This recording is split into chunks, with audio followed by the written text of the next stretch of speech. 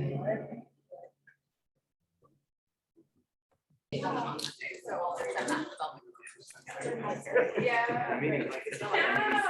Yeah. They already had another.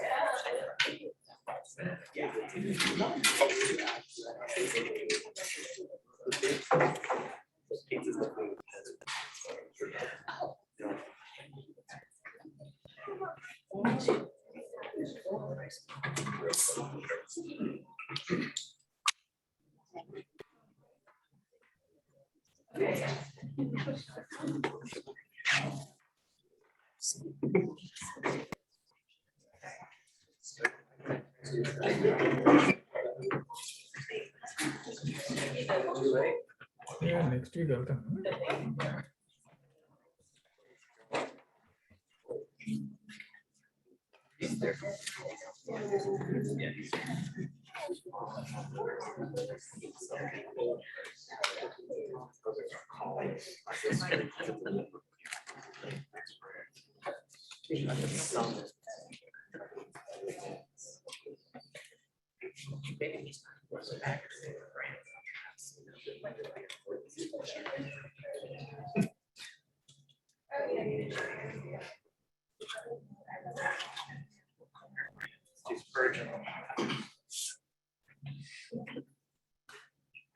All right, thanks everyone for coming. I'm Ben Graham. I work here. So first, let me thank a few people. I want to thank Karen Bradley for giving the pizzas. I want to thank Erica for helping me set up. Last minute. Crystal and Susan for helping me with the poster, and Susan O'Donovan for helping me brainstorm how this possibly look. This talk today bookends History Matters. The theme, History Matters, was meant to highlight that being a historian or a history major means that you conduct research about the past, but also you take your skills and you engage with problems and ideas of the present. Today, our country and the world was watching in real time the horrors of modern warfare in Ukraine. Our speakers today plan to help contextualize the present crisis by using their training as historians. Our two speakers today are exceptionally popular teachers and active, accomplished researchers.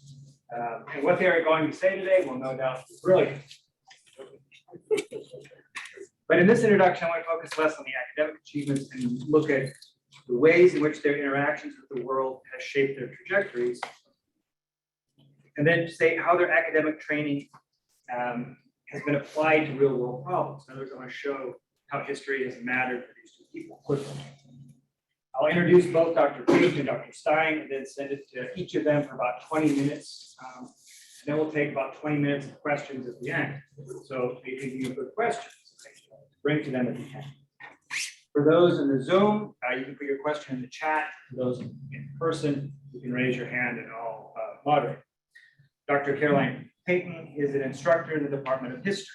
Originally from Memphis, she was inclined to ask questions about the American South and the mentalities and attitudes of the people that live here.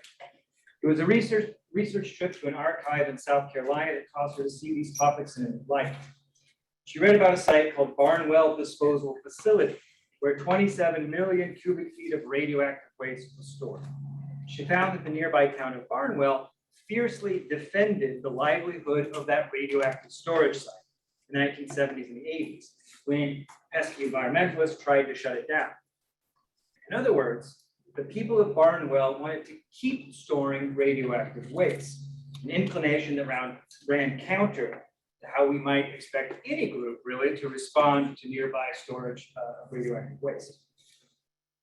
Thus, creating a new perspective for Dr. Peyton's mind on the South, its identity, the environment, capitalism. Dr. Peyton also links the South's nuclear history with the global scale, as she serves as a member of the Nuclear Proliferation International History Project, sponsored by the Wilson Center's History and Public Policy Program. Right? So she intervenes in public policy. Dr. Peyton and Stein is an associate professor in the Department of History. The weight of history began to shape him starting in 1973 when he lived in Israel as a young boy and spent several nights in a bomb shelter. during the Fourth Arab-Israeli War. This formative event, which obviously has echoes with the photos we've seen from Ukraine, compelled him to study and think about warfare and its ramifications. He teaches a wide array of courses on the theme of warfare at the University of Memphis, from ancient warfare to World War II. He also applies his expertise to the present, acting as an adjunct professor for the Naval War College, the premier institution of professional military education. Whether engaging with public policy or intervening in how American soldiers understand the past, these two speakers show how historians find ways to shape the present. They show us why history matters. Dr. Peyton.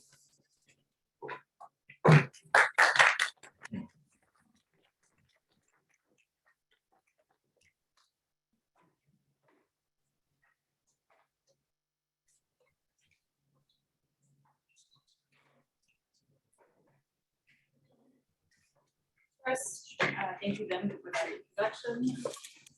I'd like to thank you for coming today, and I'd like to thank my department for the opportunity to discuss this important topic, Ukraine's nuclear history. And of course, I'd like to express my deepest sympathy for the people of Ukraine. In this moment of crisis, studying the past is essential. Historians, surprise, are not journalists. We don't wade into war zones typically, and I'm not comfortable assuming the role of contemporary analyst, at least in the model we see on TV and in opinion columns. That predictive mode of analysis, I suppose, is comforting because we want someone to tell us what will happen or what we should do.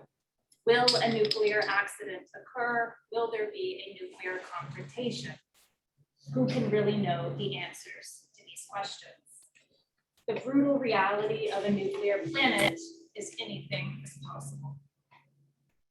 What I aim to provide today through an examination of Ukraine's nuclear history is perhaps what historians do best. We provide depth.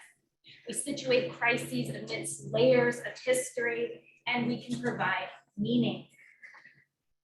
Even if I do not know what will happen, again, surprise, I will try to illuminate why Russian troops taking over nuclear facilities, shelling a physics institute, taking over nuclear power plants, isn't a mere accident or a mere strategy. These are deeply symbolic maneuvers, and that meaning only becomes clear when viewed from historical perspective. To examine that history, I have relied upon scholarship from a truly brilliant global community of scholars and writers who study nuclear technology, policy, and radioactive ecosystems. To understand why history matters, first, it's worth underscoring how deeply entangled the nuclear history of Russia is with Ukraine.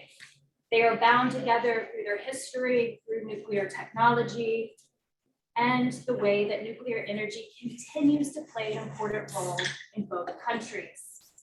To quote scholar Tatiana Kaspersky, Russia and Ukraine are connected by history, Soviet reactor technology, and nuclear fuel and disposal agreements that shape and constrain the country's behavior. In both countries, they nurture strong hopes that atomic energy will ensure energy independence and national security. And so to quickly summarize, Ukraine's nuclear history includes these notable events, some of which I'm going to talk about today.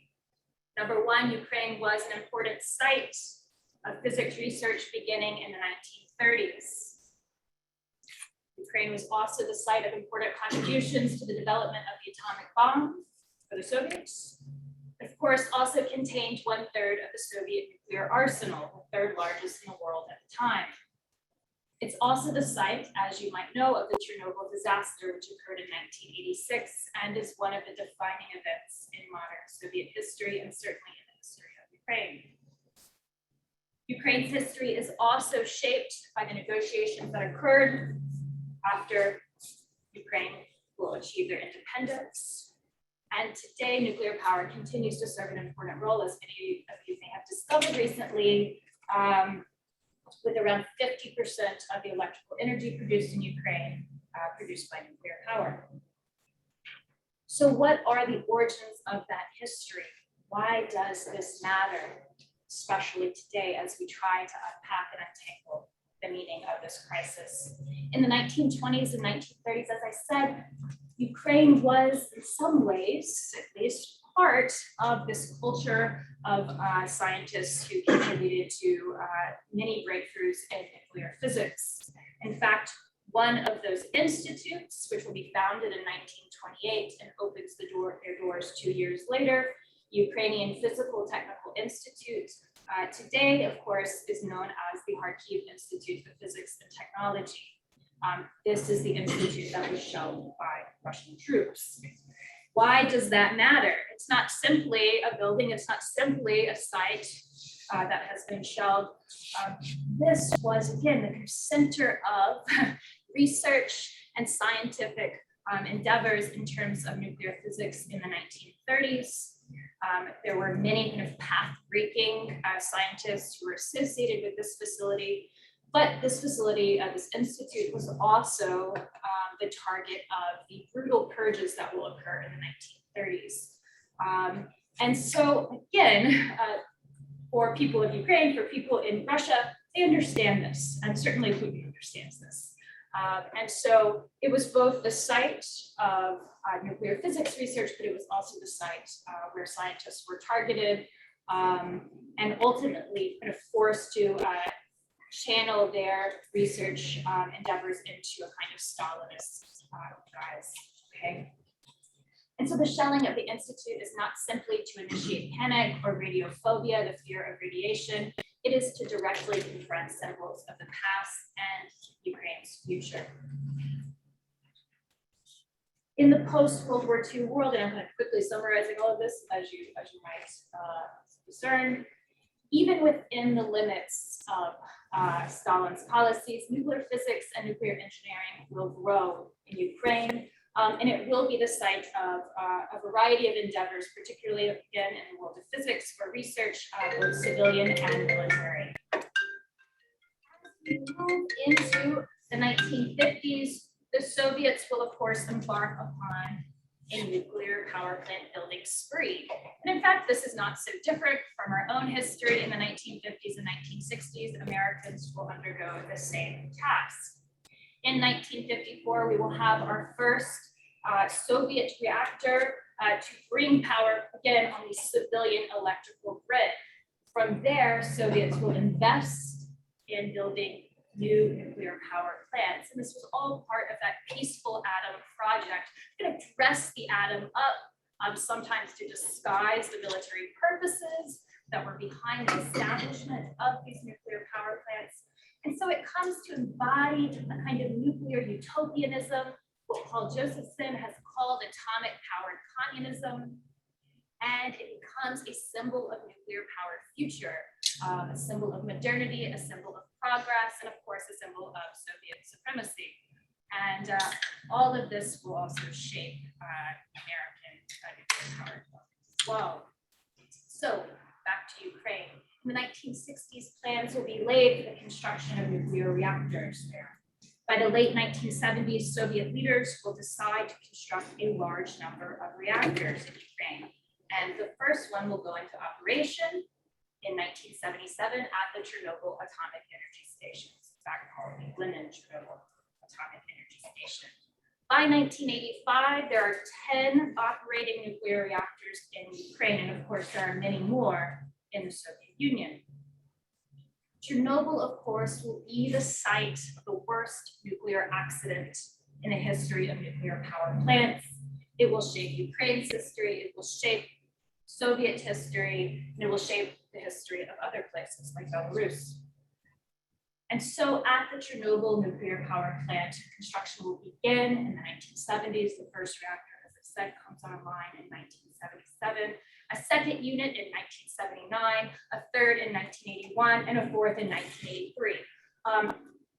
This is in fact an incredible speed of construction and coming online.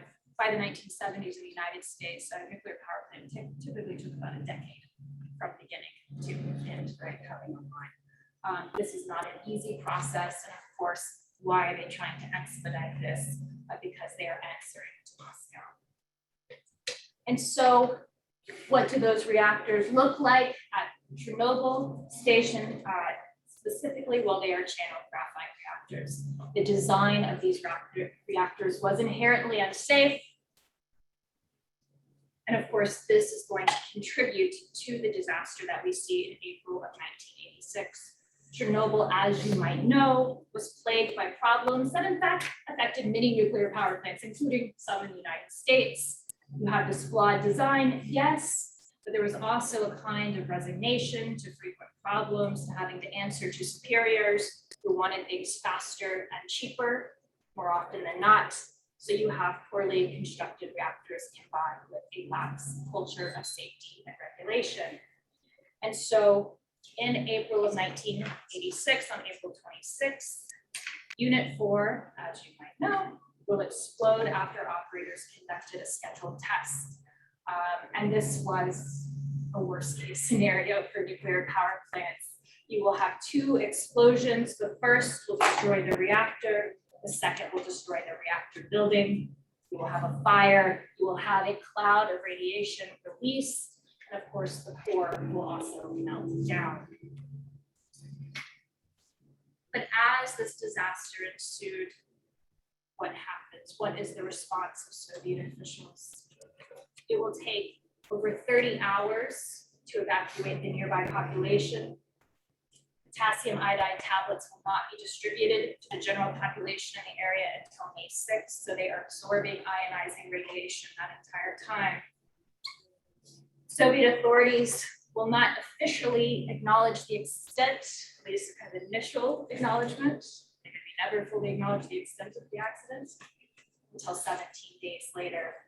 The official number of people that died in Chernobyl due to the accident will be 31, but of course we think tens of thousands of people at the very least will ultimately succumb to some sort of radiation-induced illness.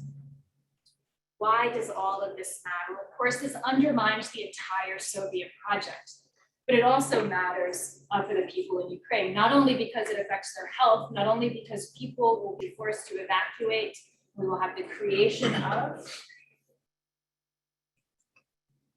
our exclusion zone. At first, it is 30 kilometers, and then it will expand beyond that.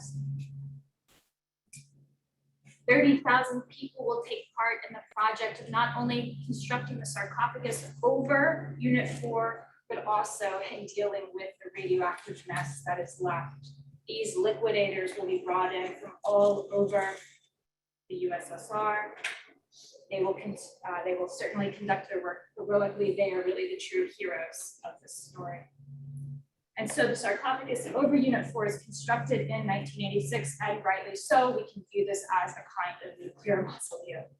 It is symbolic. The fact that Russian troops have moved through there is not simply strategy. This is deeply symbolic because this accident is not only one of the defining events of Soviet history, but it has come to define Ukraine in many ways. We will never know the full extent of this accident because of poor documentation, inadequate radiation gauges, and also many people will deny their illness for as long as possible because they wanted to work in the zone. And so this is true even in the 90s as well in Ukraine. The radiation release will affect both human and animal populations in places like Ukraine, Belarus, and in Russia. Humans will get sick. They will experience thyroid cancer, leukemia, and all sorts of other conditions. For animals in the exclusion zone, they will be vulnerable to ionizing radiation as well. Birds such as warblers and swallows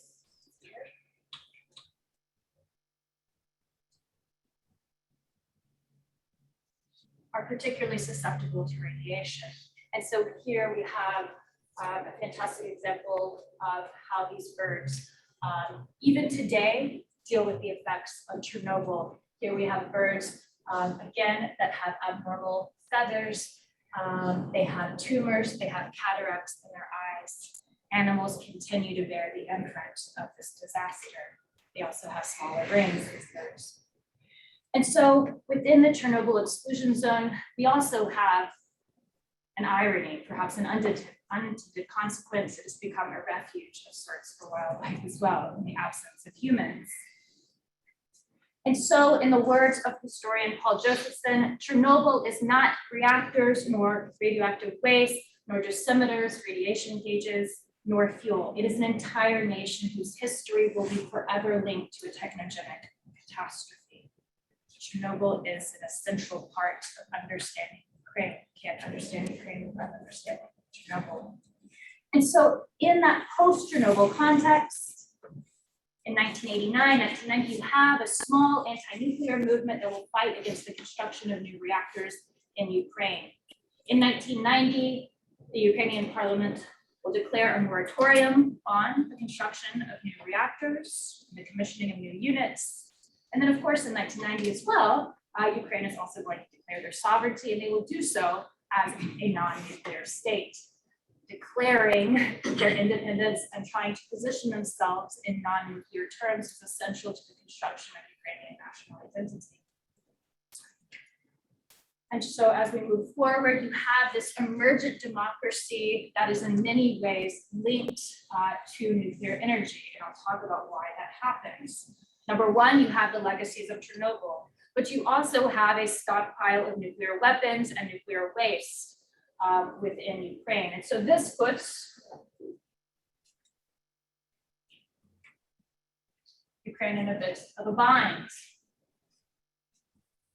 What do they do with this nuclear arsenal that they have inherited, at least from their perspective?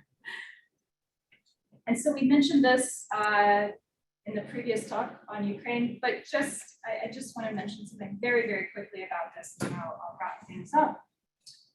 In the 1990s, as you might know, Ukraine gives up that nuclear arsenal for security assurances from nuclear states. In the current crisis, and previous examples of Russian aggression demonstrate in the last decade or so, this is a breach of the security assurances, a fundamental breach. It crosses a threshold that is truly unprecedented. In the words of scholar Mariana Bujarin, this, to quote, has had regrettable consequences for the international non-proliferation regime and international security more broadly.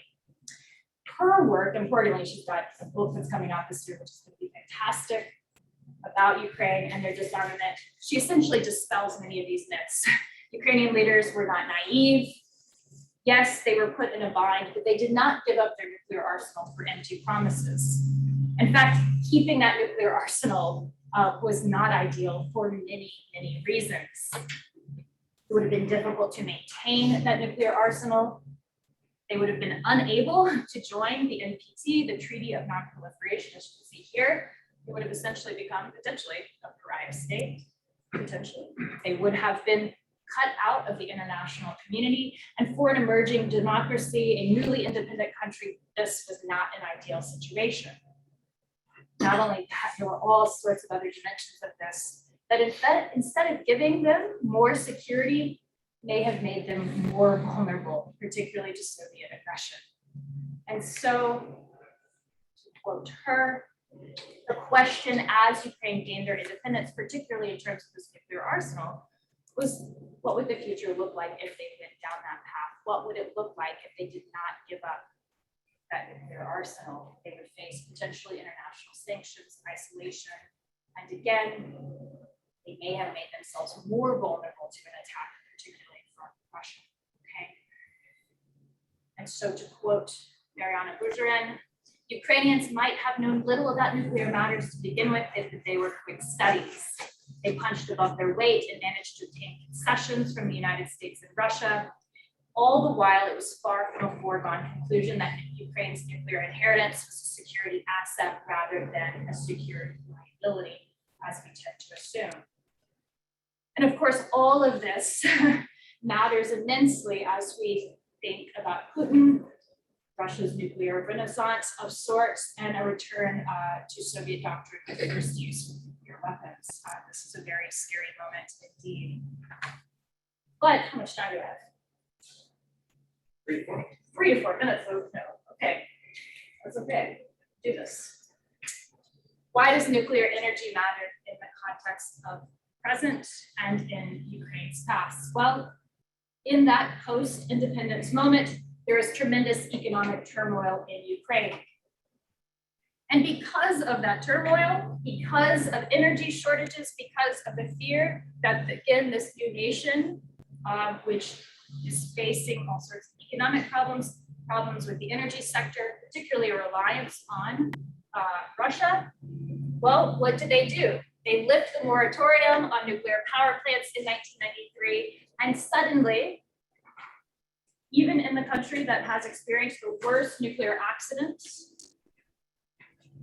thus far and to the present day, nuclear energy becomes instead a symbol of national survival, a symbol of national stability, possibly a chance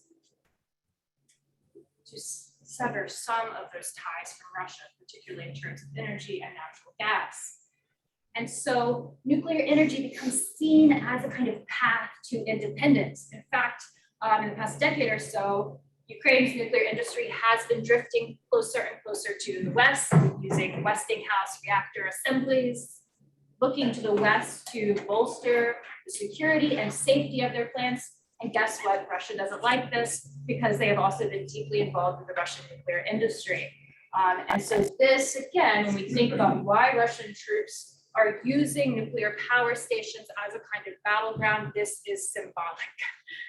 This is again suggesting to Ukrainians, you don't want to drift further to the West. Don't use Western reactor technology. You are connected to us. This is the relationship, the power dynamic. And so this is a form of national survival. And we can also see the celebration of nuclear power from these incredible cartoon illustrations that were drawn by children living near nuclear power reactors in Ukraine. In fact, the nuclear power plants sponsor these contests. And embedded within this are those symbols of nuclear utopianism, the symbol of hope, of a kind of national identity, along with those hints of Ukrainian tradition, the symbols of the folk combined with a modern, independent Ukraine. But there's ambiguity in some of these drawings as well. This points to the past, the trauma of Chernobyl, and the hope for the future. To understand Ukraine's national history and Ukrainian attitudes about nuclear power and nuclear energy is to understand perhaps the ambiguity present all of this. To conclude, perhaps we should go return to Chernobyl, to the cameras that have been set up, in fact, by scientists working at a southern school, the University of Georgia. These cameras that observed all of the various forms of wildlife in the Chernobyl exclusion zone went viral. People are fascinated by this. Why? The definitive site, perhaps, of Ukraine's nuclear history, where we see on the one hand, the resilience of the wildlife present. Wolf populations, in fact, have not been affected really at all in the exclusion zone. Perhaps we are attracted to these because it captures our imagination, our romantic image of Eastern European forests, with wolves roaming freely, wild horses, and where ancient babushkas survive. And now Russian troops have crossed that threshold. To close, perhaps the public fascination with wildlife and human populations in the zone reflects our own desire to find evidence that survival in a nuclear world is possible. But perhaps we should take a different lesson from all of this. As Aldo Leopold wrote in a Sand County Almanac published in 1949, the howl of a wolf is an outburst of wild, defiant sorrow and of contempt for all the adversities of the world. Leopold lamented his participation in the extirpation of wolves in the American West. Leopold lamented his, and he saw the fierce green fire die in the eyes of an old wolf. From there, he regretted the entire project, the war on predators, one built upon human arrogance and a reckless attitude toward the natural world. He lamented the laziness of appeasement. He quotes Neville Chamberlain, Peace in Our Time, in his essay. And as we contemplate the possibilities of small-scale and large-scale nuclear disasters of any sort as a result of the reckless, inhumane invasion of Ukraine, perhaps we should look to our wolf in the zone, gazing in the camera at us, looking back at us and signaling the dangers of the entire nuclear enterprise and reckless unthinking aggression. Thank you.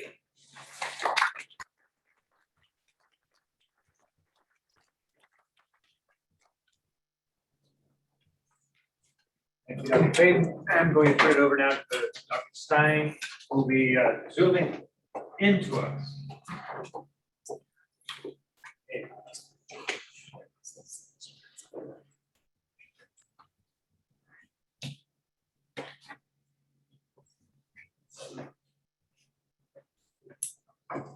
Okay, thanks everyone for joining me via Zoom. Sorry about that. And of course, thanks to Dr. Graham for that nice introduction. And for Dr. Peyton for covering all the messy nuclear issues. If any country is in a position to cobble together a dirty bomb, it is certainly the Ukraine. And of course, just over a week ago, Drs. Yanowski and Drs. Znamensky from the history department covered the general background of the war, conflicting nationalisms, and you can see that on YouTube. So today, I'm really going to be as much a war college professor as a U of M professor, and focus very narrowly on military strategy and operations.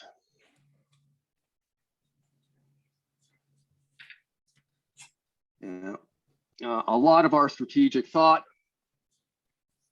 really goes back to really to Karl von Clausewitz, Prussian general about 200 years ago, who's often quoted about war, and this is the one that I think is most worth quoting, right? Which is that no one starts a war, rather no one ought to start a war without being clear what they want to get out of it and how they intend to win that war.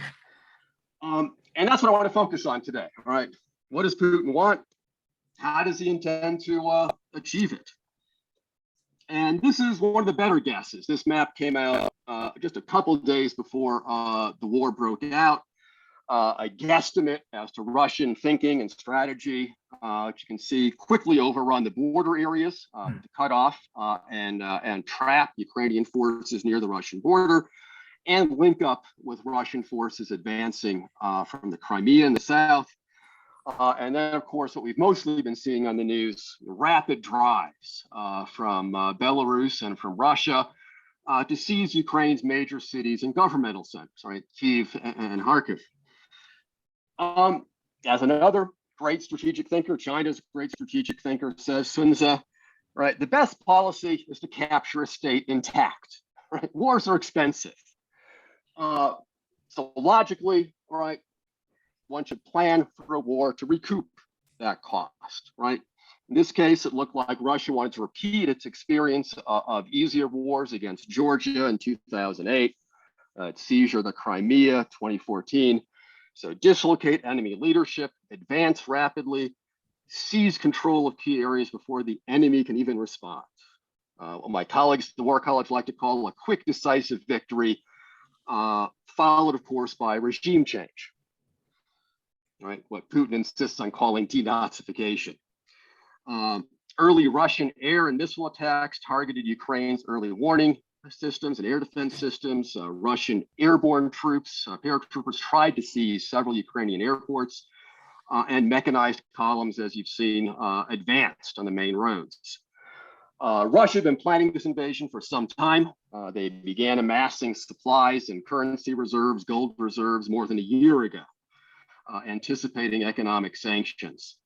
And yet, Russia's junior officers weren't briefed on the invasion until the night before. We know this from captured prisoners of war. Lower ranking soldiers, or your NCOs, your regular enlisted ranks, weren't told they were invading Ukraine until they were literally crossing the border. They were also told to expect little resistance, right? That they would be welcomed as liberators. And that's why we get some of these kind of strange video clips from the early parts of the war. Russian soldiers advancing straight along open roads with little or no reconnaissance. These soldiers, almost everybody I think has seen this one, hopped into an elevator because they were too lazy to take the stairs, and then were trapped in the elevator when the building administrators turned off power. You know, things that soldiers just don't normally do. This guy was apparently a Russian forward observer. He was probably spotting for missile or airstrikes. He was caught, as you can see, plastic wrapped to a light pole, pantsed, and left for the police to arrest. So this is not, right, the highly skilled, well-equipped Russian army all my war colleagues told me to expect. They expected Russian missile strikes to take out Ukraine's air force in the first day. Instead, Ukraine is still flying combat operations, not many, about 10 sorties a day, but they still have a functioning air force, functioning air defense network.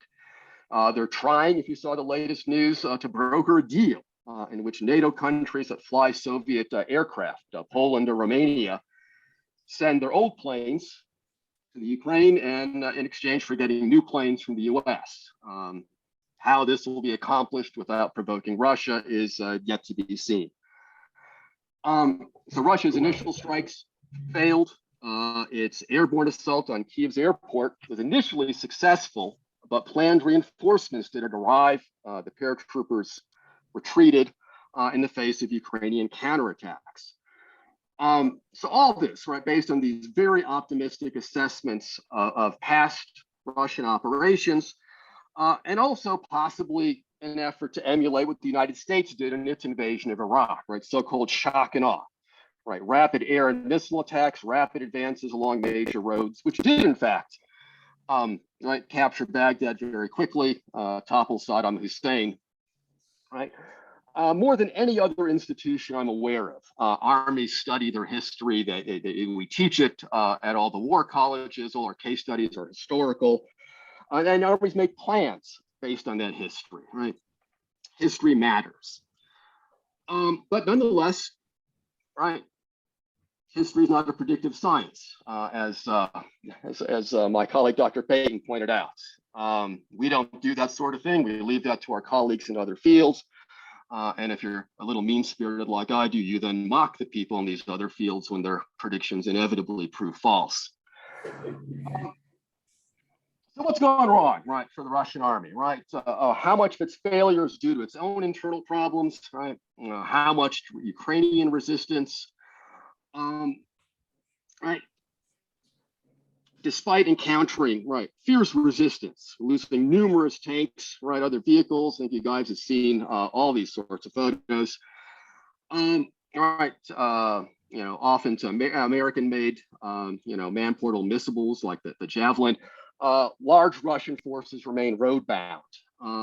And part of the reason for that may be that, as I said, the Russians are preparing for this invasion for months.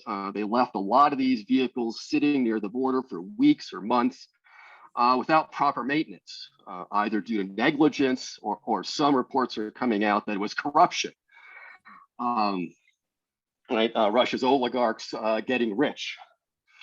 Now these vehicles are breaking down. Because they're fragile, they have to stay on the road where they become, right, easy targets, right? So you get more and more columns like this, perfect targets for Ukrainian anti-tank missiles or drone-directed artillery fire. And over the last week, we've seen more and more video clips of successful ambushes of Russian vehicles, some of which look so perfectly executed, they really do belong in military training films. Something else observers have noticed is the relative absence of Russia's latest military equipment. A lot of these tanks and vehicles we're seeing destroyed or abandoned are older equipment, Soviet era equipment, T-60 series, T-70 tanks, rather than the newer T-80s, T-90s, which we're starting to see in the last few days. So maybe Russia was holding these back, keeping the best and brightest in reserve, or perhaps those units were fighting on other fronts, right, far from journalists. Similarly, Russia seems to be rationing its precision-guided munitions. They have a lot. Also, ballistic missiles, cruise missiles are firing the older ones, not using as much of their newer stocks. Not dropping lots of dumb bombs, especially as we've seen the last week. Reasons for that, we don't know, but it is reminiscent of some of the United States war in Vietnam, right? Our newest equipment almost never went to Vietnam. It was maintained in the United States or Europe, right, for the real war, right? For if Russia chose to attack the United States, we didn't want our best troops, our best equipment committed in Vietnam. Russians are also using mercenaries, Chechens, and now it looks like they're hiring Syrians. Ukrainians, in turn, have called on foreign volunteers to help them, thousands of which have apparently gone there. Neither, of course, is historically unprecedented. The latter, in fact, very reminiscent of Spain's Civil War, when numerous foreign volunteers fought for the Republic against fascism. And that's generally a truism, you can say, right? Countries fighting popular wars can call on volunteers from foreign countries, as Israel did in its 1948 war. Tens of thousands of volunteers fought for Israel in 48. Those fighting unpopular wars, though, hire mercenaries, military contractors, if you prefer our modern euphemism. Right? Better to pay mercenaries than suffer the domestic political repercussions of sending one's own sons and daughters to fight an unpopular war. And of course, we're getting to watch this war really in amazing ways via the internet. But it's also interesting what we're seeing, right? Lots of coverage of Ukrainian militia and irregulars, right? Grandmas with Molotov cocktails and Kalashnikovs. Almost no video, though, showing Ukraine's regular army, which we know has taken serious losses and is being pushed back. In terms of propaganda, Russia has focused its efforts internally, right? Downplaying the severity of the war, refusing to call it a war, trying to win popular support, or at least prevent the emergence of significant anti-war movements, right? Shutting down the internet, right? Non-governmental sources, news, and so on, cracking down on protesters, right? Apart from the Chinese government, a few useful idiots on Fox News or in Congress, right? No one's disseminating Russia's talking points, right? Particularly the nonsense about Nazis and bio-warfare labs.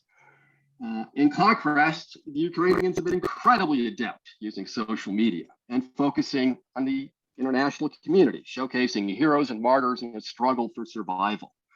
Among my favorites, as you can see here, all the Ukrainian soldiers posing with their cats. There are thousands of these by now.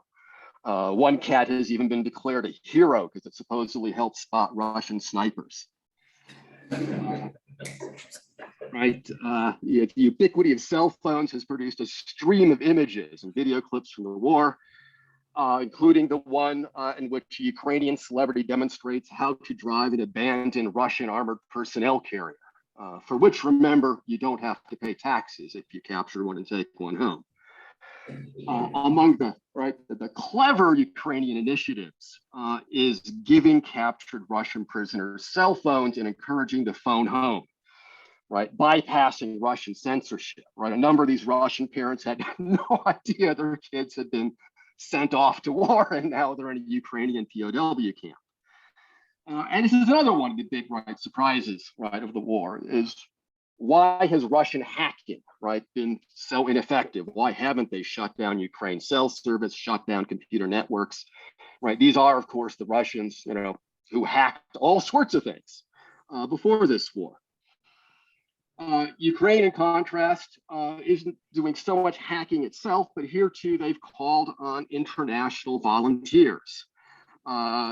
It directs hackers, if you're a would-be hacker, to a Telegram channel. It lists government and financial targets for hacking and denial of service attacks, along with helpful hacking advice. As of last week, 300,000 people have subscribed to that channel, right? And of course, almost every day, Anonymous seems to hack something else in Russia. Apart from initial hacking of some Ukrainian government sites, Russia hasn't had any significant hacking. I should say a little bit about the war itself. In terms of military equipment, forces involved, Russia outnumbers Ukraine anywhere from 5-1 to 10-1 in major military equipment, right? Warships, airplanes, helicopters, tanks, so on. Russia has about 1 million soldiers in its army, more if they call up reserves. They've only committed part of that, perhaps 250,000 ground troops, plus, of course, Air Force and Navy. as much as analysts overestimated Russia's capabilities, they underestimated Ukraine's. And the Ukrainians are managing their military affairs rather well. They've recognized all along they could never go toe-to-toe with Russia in a major conventional war. So they kept the regular army relatively small for a country their size, about 200,000 if you count everybody, Air Force, Navy, Army, equipped mostly with older weapons, right? Even older Soviet era equipment. This is also why Ukraine can make use of all the captured equipment so quickly, because it's literally the same stuff they drive. So instead of focusing on big weapons systems, which are of increasing expense these days, Ukraine invested a lot in paramilitary and irregular forces and man-portable missiles. Zelensky actually accelerated these efforts after his 2019 election. So by the eve of Russia's invasion, about 400,000 Ukrainians, that's about 1% of the population, had received some military training and were enrolled in local militias, ready to defend their communities. Zelensky, in fact, cites a historical example for this, and that is Israel. Universal military training, an armed citizenry, towns organized for local defense, something Israel actually hasn't had to rely on for almost 50 years. It figures a lot in Israeli history. Ukraine also has lots and lots of special forces troops and snipers, many trained by the United States. Since the invasion, of course, Ukraine has encouraged pretty much everyone to take up arms, to make improvised weapons like Molotov cocktails, and tens of thousands of these irregulars have answered the call. It's unclear how many have actually been in combat, but they've already been causing problems, such as one group that misidentified a car of fleeing refugees with Chechen mercenaries, opened fire on it, killing one and injuring another.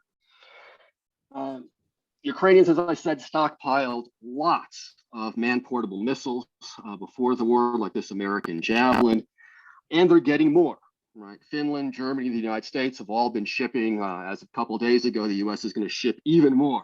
So Ukraine is not going to run out of missiles anytime soon. And this is, again, one of the interesting contrasts of this war. Russia relies on a very tightly centralized command system. Ukraine has embraced a diverse, flexible command system. Right? It's part of why Russian hacking isn't accomplishing much, I suspect, is that Ukraine isn't relying on a centralized command structure. Unable to mass significant forces against the Russian advances, they're encouraging small local forces to take the initiative, attack targets of opportunity. And all these attacks, right, are having an effect, right? So what should we expect going forward, right? And as I said, I'm not going to predict the future, but I'm going to leave you guys with a few questions. And one of the things I was going to talk about, and it shows you the problems of trying to lecture about an ongoing thing, is that when you start arming citizens, as Ukrainians have, you blur the line, right, between citizen, civilian, and soldier,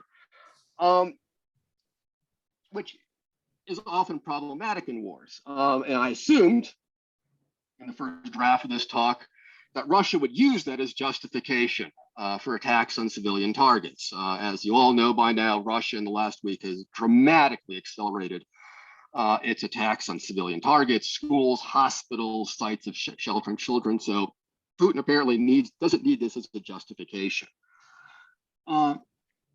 So far, Russia's fought very much on Ukraine's terms, giving Ukraine really much the kind of war they prepared for. And that's going to change, right? No one stays stupid forever, especially in war, where mistakes are paid for in blood. Western aid is increasing. It is pretty much inevitable that Russia will start attacking these weapons shipments as they enter Ukraine, raising the risk of escalation. Perhaps they might even strike targets near the border.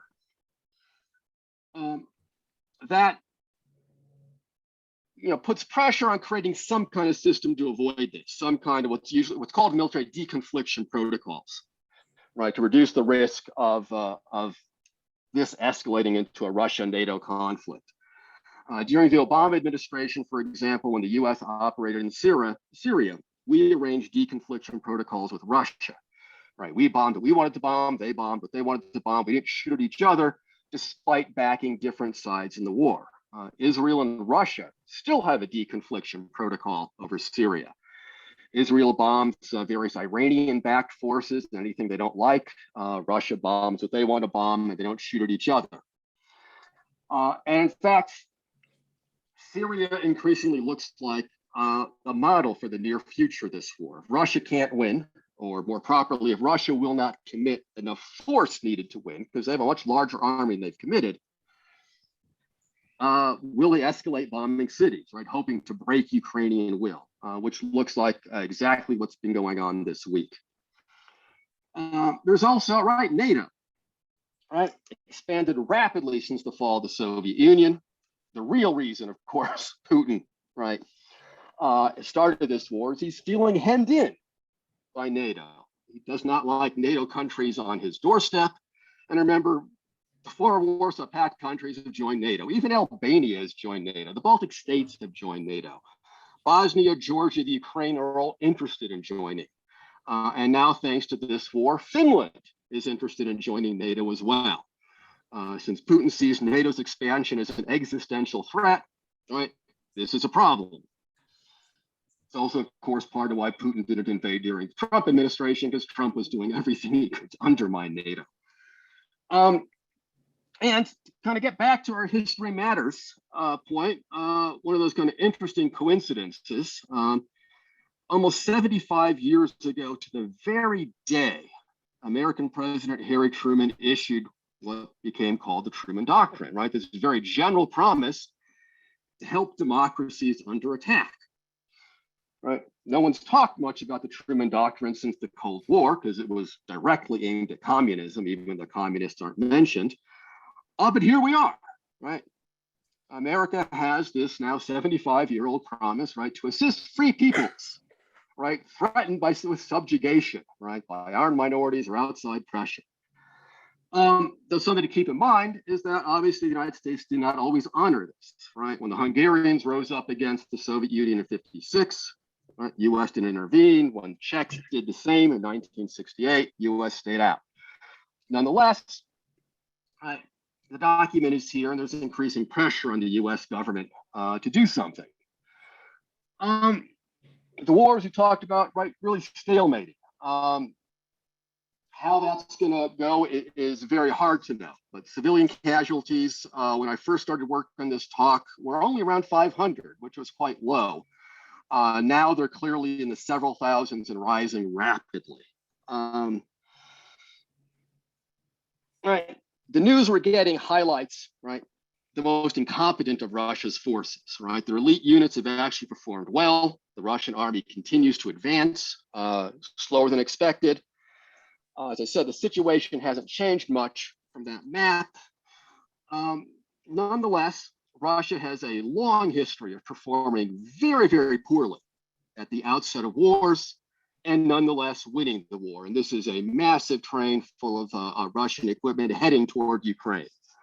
So that's kind of where I'd leave you, is don't count Russia out yet. There's bound to be escalation in this war. And I think we should now throw it open to questions.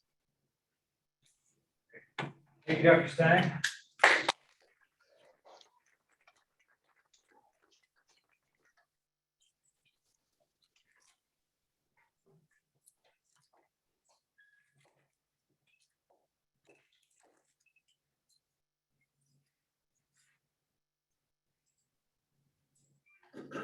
Okay, let's open up for questions, and I'll try to monitor y'all, and I'll try to guide in the chat as well. Does anybody have any questions they'd like to pose? Peyton or Dr. Stein? Yeah, Greg. I guess it's more towards Dr. Peyton. It's kind of energy based more than like conflict based. So I think it was put earlier on the news this week that the European Union has decided to absorb Ukraine into its power grid. Do you think that might cause for like a greater movement for more nuclear energy in Europe? Outside of Ukraine. Right, outside of Ukraine, like more in like Germany and France where there's sometimes a lot of pushback against nuclear energy. Yeah, I mean, so in the case of France, they are very invested in nuclear power. And so even though, there is an anti-nuclear movement there, and there's anti-nuclear activism, I mean, France is pretty firmly committed to extending their investment in nuclear power. Germany, there's a very robust anti-nuclear movement. They have in many ways embarked upon a reversal. So I would be surprised if you saw that in Germany, just given that the course that they are on, which seems to be moving away from nuclear power, perhaps elsewhere. But the problem, I mean, is there's just the economics of nuclear power just do not really work. And so all of the talk about a nuclear renaissance anywhere, including the United States in the past 20 years, has just not really panned out because nuclear plants are expensive, and it's hard to get people to back that investment. Potentially, that their power bill's going to go up. So I would be, I don't know if there's some sort of spillover effect. Ukraine's situation is pretty unique in terms of the constraints that they feel about energy. So yeah, I mean, it's a great question, but I would be surprised if it's the case of Germany. Thank you.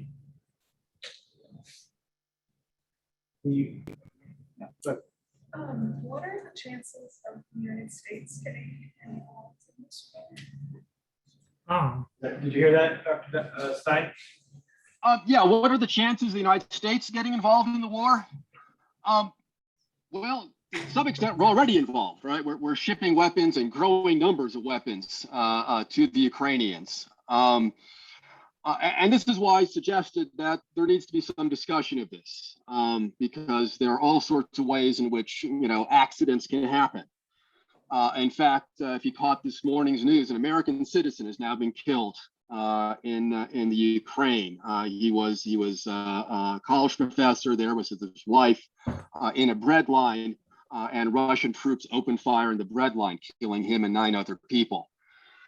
So, yeah, there's just no question that, we're involved, we're gonna get more involved. What we're hoping to not do is not get involved in a shooting war, which I assume is what the question was about. And anyone's guess is as good as mine at this point.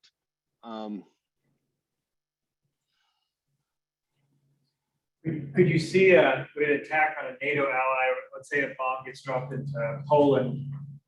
How does that play out?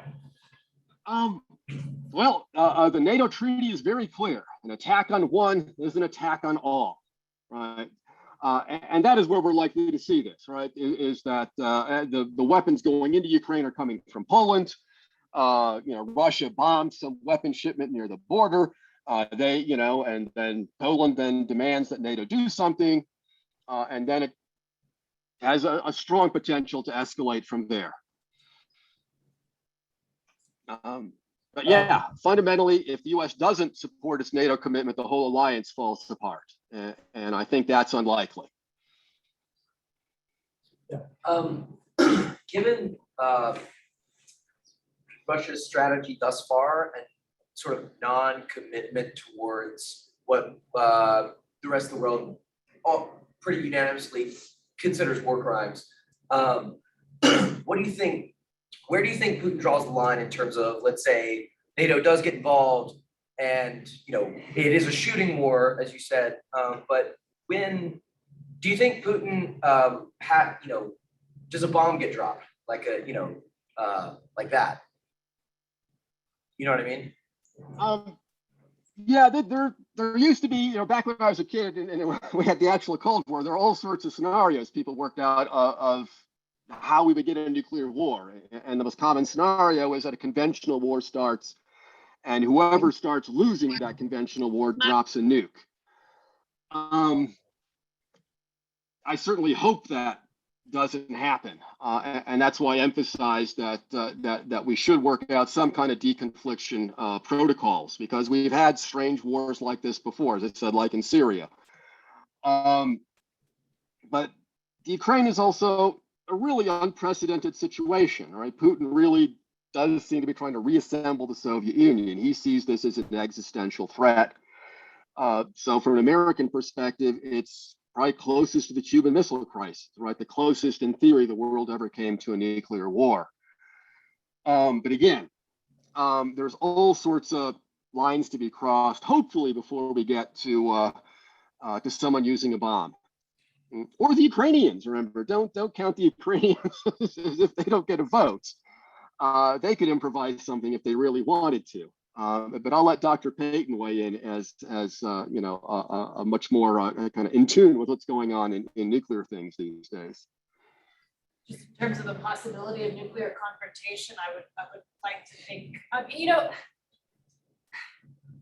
my sense from the scholars and policy experts that work on this, based on what they have said in our conversations as a community, that I've mostly just been an observer of listening in, is that, you know, even for people who are still in Ukraine, is that they still view Putin as a, you know, highly rational actor. It doesn't always seem that way, and so I think most people feel fairly confident that will not occur, but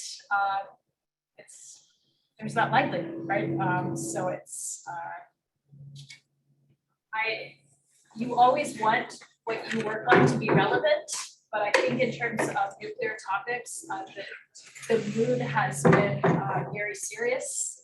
Normally, I like to make a lot of jokes and have fun when I'm teaching, but when you approach these topics, you know, it's a very, very troubling moment.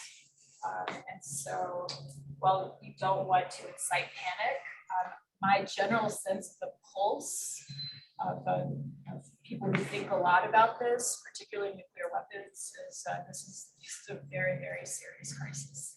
And we should all be grappling with what that means, even just in terms of non-proliferation and the, you know, fairly weak assurances that have been given to Ukraine and have played out. You know, shipping weapons, well, that's fantastic, but I would say if you look at the history, Western countries have not really done their part. But of course, that's scary, right? Because that could be escalations. Considering NATO and its policies as as NATO stands now, what if there were a situation where Ukraine would have been prohibited to become a member of NATO a few years back? Would we be in the situation that we're in now? Would Ukraine be in the situation that it's in now, or would they not? Or perhaps would this situation have been accelerated, earlier on a few years back if they were actually a part of NATO, considering Russian endeavors? Steve, you want to take that? Sure. Yeah, absolutely. Yeah. Putin absolutely does not want Ukraine to be part of NATO or part of the EU or anything. As Dr. Peyton emphasized, right, Putin really wants, right, Ukraine to be a Russian satellite like Belarus. And that's the model, if you kind of want what Putin wants out of the Ukraine. The problem, of course, is that by Putin starting this war, now Ukraine really wants to join NATO, and Finland does too, another country. And if there was a government change in Belarus, they'd be interested. So yeah, it's possible Ukraine could have avoided this. I don't know, because I think Ukraine's been creeping toward the West bit by bit, and Putin decided that for whatever reason now was the time to put a stop to it.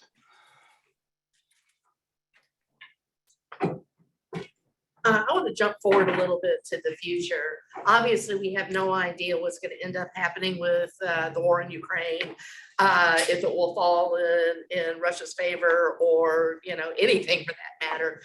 But assuming that Putin is trying to either recreate the Soviet Union and or a Russian empire, or at the very least that he's trying to rebuild a buffer zone between himself and the West, what what is the most likely scenario that he would do next? I mean, at this point, it seems nonsensical that he would go for the Baltic states because they're part of NATO.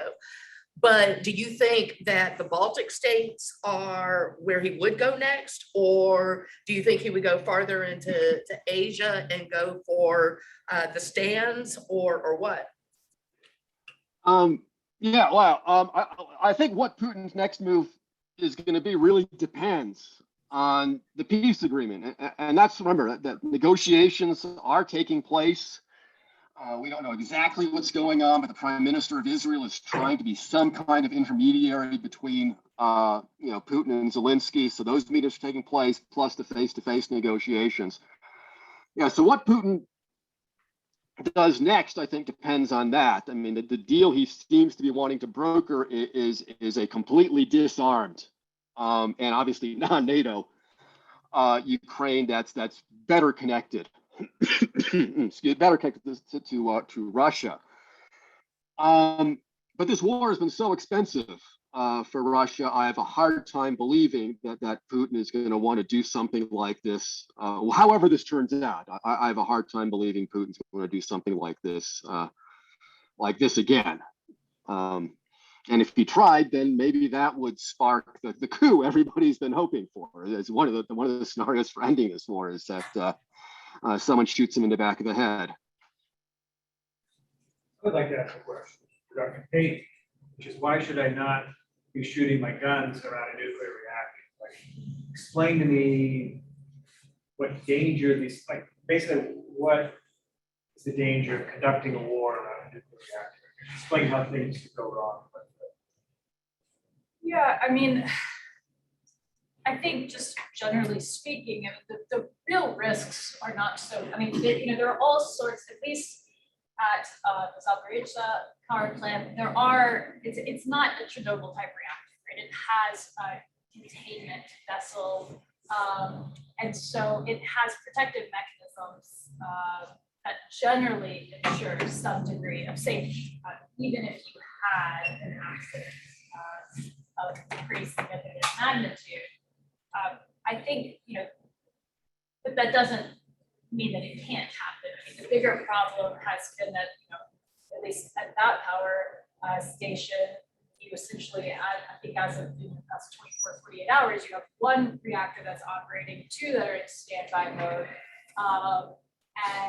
And so the rest of it shut down, and you have a crew that is exhausted. I mean, this again, for people who are analyzing this situation in real time, the concern is that you have an exhausted crew, they can make mistakes. And historically, as we saw with Chernobyl, the attitudes towards nuclear risk have not really encouraged safe practices, right? The attitudes of some of the Soviet officials as they tried to figure out how to approach Chernobyl was radiation, what radiation? Drink vodka, right? And so I think that's, I mean, you don't have the complete kind of lack of safety protections as we saw with the Chernobyl graphite reactors, but there is that risk, and then these places also have spent fuel, and so this is true of both Chernobyl, and then also, in both cases, if you, for some reason, emergency backup generators aren't working, you do have such a dangerous situation here.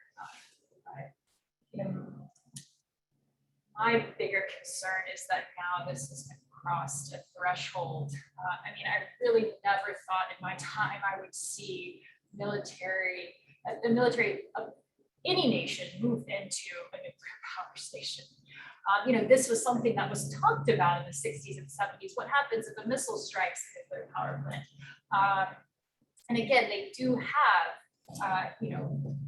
vessels which these reactors are housed in. They have containment structures, but that can withstand quite a bit of impact. But it's still, I mean, it's truly mind blowing that this is acceptable.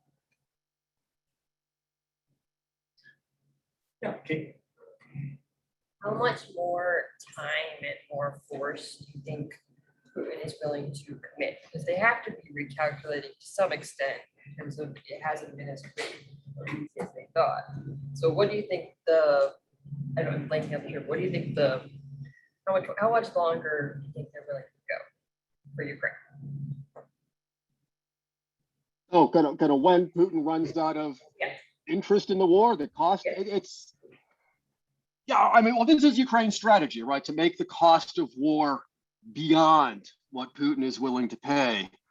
So you can't really, that's a personal judgment. It's based on the Russian economy, Putin's own assessment of the situation, whether someone's going to topple him because they're upset.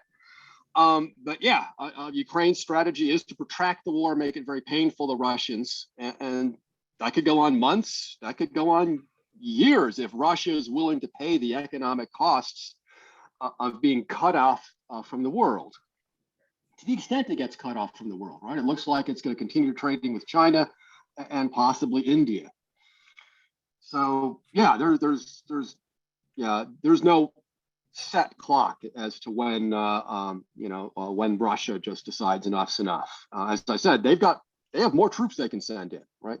So we'll see. But I think escalation at this point is more likely than Russia backing down, certainly the next few weeks. I have a question for Dr. Stein regarding NATO. I was a history student at the University of Bucharest, right around the time Romania was negotiating getting into NATO and eventually joining NATO. So we had a full class dedicated to just the NATO alliance, how it was formed, the different treaties it had. And the one thing that stood out to me, and maybe this is what my generation, and since then people have become more optimistic, but we really got hooked on Article 5's declaration that, and if you read the Article 5, I just double check, it says that an attack on all means that all parties will get together, decide whether they want to take a collective action or individual action, but in the end, will respond with whatever force they deem necessary. So when we were learning about this, sort of the subtext for us was, well, if we get attacked by Russia, the US might decide, well, we'll send like 3,000 troops, but mostly you guys should also work on defending yourselves, because we might decide that those 3,000 troops are the response we deemed necessary. And since this thing had gone down in Ukraine with the invasion, there's a lot of talk in political circles in Romania bringing back the mandatory drafting of young individuals nationwide, because that stopped at the moment we joined NATO. And now we're in a situation where if we were attacked, we basically don't have an army. We have professional troops that have gone with NATO troops to Afghanistan and all these, but we would be stuck. So I don't know how much this view of, well, if Russia attacks a city on the border of Poland, then everybody's in. How much based in reality is that, or how much of it is just our optimism that Russia won't try to do it? So has Article 5 ever been invoked, and how did it play out?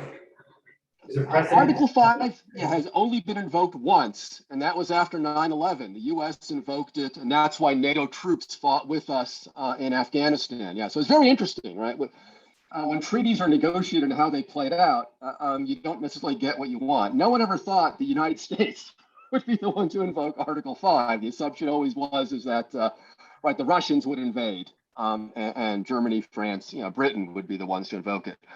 But the questioner raises a really good point, right? And this dates to the very beginnings of the NATO alliance. Because it's really not a question of other NATO countries. It's always been a question of the United States, right? The British worried about this, the French worried about this, the Germans, once they're part of NATO, worried about this. Would the US risk a nuclear war to fight in Europe? And I think the newer members of NATO have reasons to be concerned. But again, it depends, as Dr. Payne and I have both been talking about, right? There's all sorts of little steps on this escalation. And where what gets triggered is slippery. But yes, it is entirely possible that some NATO countries would not do anything about Article 5.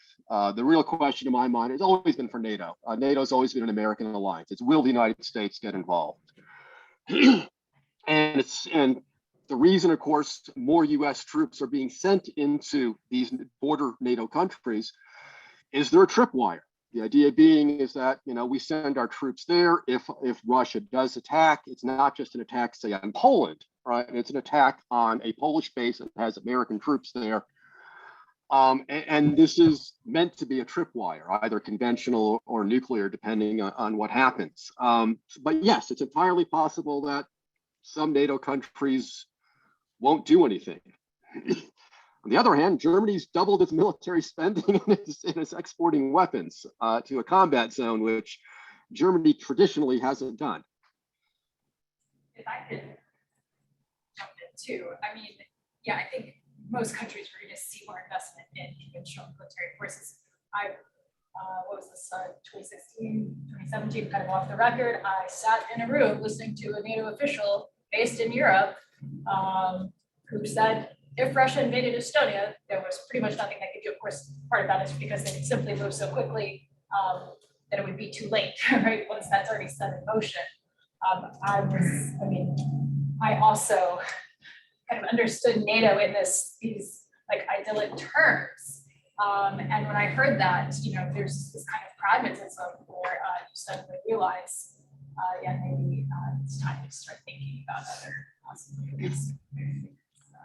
The attitude would just be, it would just be too late. Yeah, absolutely. And that's why what US troops get sent. Yeah, to be tripwires. Yeah. Interesting. Well, we're at an hour and a half. We should probably give our speakers a break. Please join me in thanking them, talking to us today.